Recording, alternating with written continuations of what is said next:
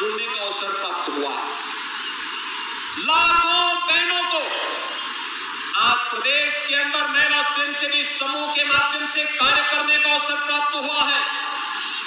लगातार वे अपनी प्रतिभा का लाभ दे रही है। बगल में झांसी में ही बरेली मिल्क प्रोड्यूसर के माध्यम से बुंदेलखंड की 40,000 से अधिक बहनें कैसे महिला स्वावलंबन का आधार बन सकती हैं, उसका एक आदर्श प्रस्तुत कर रहे हैं, जिनका प्रति वर्ष का जो वार्षिक टर्नओवर है वह 150 करोड़ का है और जिसमें से 15 से 16 करोड़ का नेट प्रॉफिट वे बहनें वहां पर उपलब्ध कर रही है। यानी आज हर एक क्षेत्र में उनके लिए स्थान है, आगे बढ़ने के अवसर है और इस आगे बढ़ने के कार्यक्रम की श्रृंखला में नारी शक्ति वंदन अधिनियम का एक कार्यक्रम, प्रधानमंत्री जी के प्रति आभार व्यक्त करने का एक कार्यक्रम है, उनके प्रति कृतज्ञता ज्ञापित करने का कार्यक्रम है, जिसके बारे में लोग केवल चुनाव में नारा लगा करके घोषणाएं करते थे, उसको प्रभावी ढंग से लागू करने के लिए उन्होंने पूरी कार्य योजना बना करके संसद से अधिनियम पारित करवा करके उसको एक कानून बना करके आज देश की सभी बहनों को सम्मान देने का कार्य किया है। आगे आबादी को सम्मान के साथ आगे बढ़ने के लिए उन्होंने एक नया प्लेटफॉर्म उपलब्ध करवा दिया है। आज के इस अवसर पर प्रधानमंत्री जी के प्रति जहां मैं आभार व्यक्त करता हूं, आप सभी बहनों की ओर से आभार और कृतज्ञता ज्ञापित करता हूं, वहीं साथ ही साथ में औरैया जनपद के सभी वासियों को आप सभी बहनों के माध्यम से बधाई भी देता हूं, जो 688 करोड़ रुपए की परियोजनाओं का लोकार्पण और शिलान्यास का कार्यक्रम आज यहाँ पे संपन्न हुआ है। हम सब जान रहे हैं विकास आज की आवश्यकता है, ये समयबद्ध तरीके से आगे बढ़ता है तो इसका लाभ बिना भेदभाव के समाज के प्रत्येक तबके के लोग लेते हैं। आज अनेक कार्यक्रम सरकार के स्तर पर चल रहे हैं, कनेक्टिविटी के लिए सड़क की बेहतरीन कनेक्टिविटी हो, सड़कों के चौड़ीकरण के लिए अभी यहाँ मुझे श्रीमती गीता साक्य जी ने भी सड़कों के कुछ प्रस्ताव उपलब्ध करवाए हैं, जिनमें 2 लेन को 4 लेन बनाने के लिए आप अनुमान करिए पहले सिंगल लेन की सड़क भी नहीं मिलती थी, आज हम 4-4 लेन की सड़कों को बनाने के कार्यक्रम को आगे लेकर के चल रहे हैं।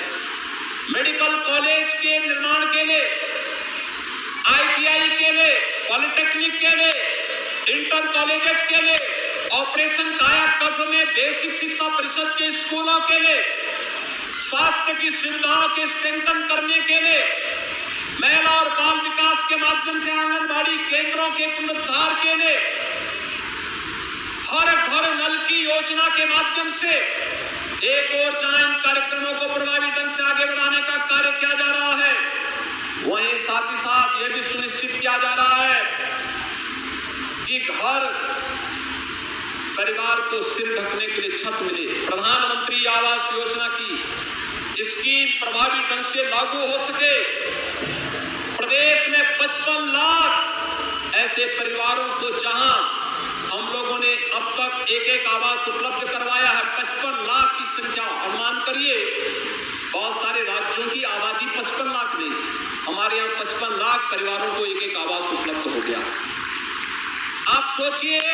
जहां पे गरीब रह रहा है उस गरीब का मालिकाना अधिकार उस जमीन पर उसको देने की कार्रवाई हो रही है। ऐसी लगभग 75 लाख घरों अब तक प्रदेश में महिलाओं के नाम पे उपलब्ध करवाई जा चुकी है और यह दिसंबर तक 1.25 करोड़ परिवारों को घरों वितरण के कार्यक्रम के साथ हम जोड़ने जा रहे हैं। यानी सरकार की योजनाएं 15 करोड़ परिवार ऐसे हैं जिन परिवारों को पूरे कोरोना कालखंड में अभी भी फ्री में राशन की सुविधा उपलब्ध करवाने का कार्य करते हुए सरकार संकट की साथी है, इस एक संकल्प के साथ आपके साथ जुड़ी हुई है। ये सभी कार्यक्रम इसलिए हो पा रहे हैं क्योंकि आपने योग्य प्रतिनिधि हमें उपलब्ध करवाए, सांसद, विधायक,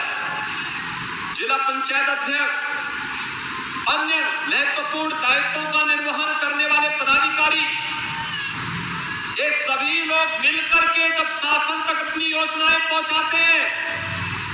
तो शासन से योजनाएं फिर जनपद तक पहुंचती हैं। जनपद में प्रशासन और जनप्रतिनिधि मिलकर के जब उनका प्रभावी क्रियान्वयन करते हैं, आम जनमानस तक वे पहुंचती है और आम जनमानस तक जब पहुंचती है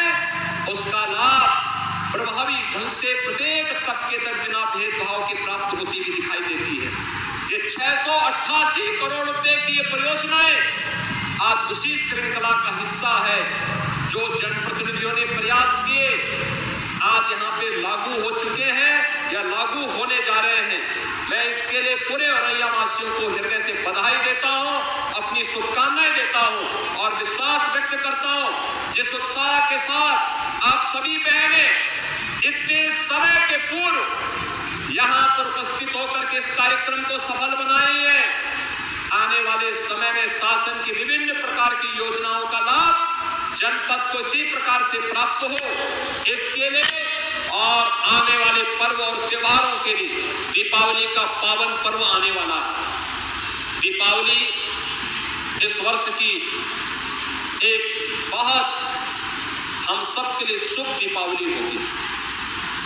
क्योंकि दीपावली के दिन से हम लोग प्रदेश में हर घर में, हर देवस्थल में दीपोत्सव के कार्यक्रम के साथ जुड़ेंगे और एक कार्यक्रम हमारा तब तक लगातार चलना चाहिए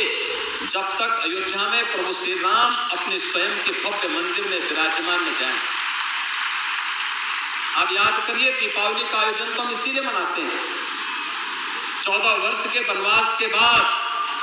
रावण पर विजय प्राप्त करने के उपरांत प्रभु श्री राम जब अयोध्या आगमन उनका होता है तो पूरे भारतवर्ष ने दीपावली के साथ इस आयोजन को स्वागत के साथ जोड़ा था। दीपों को प्रज्वलन करके प्रभु का आगमन की खुशी मनाई थी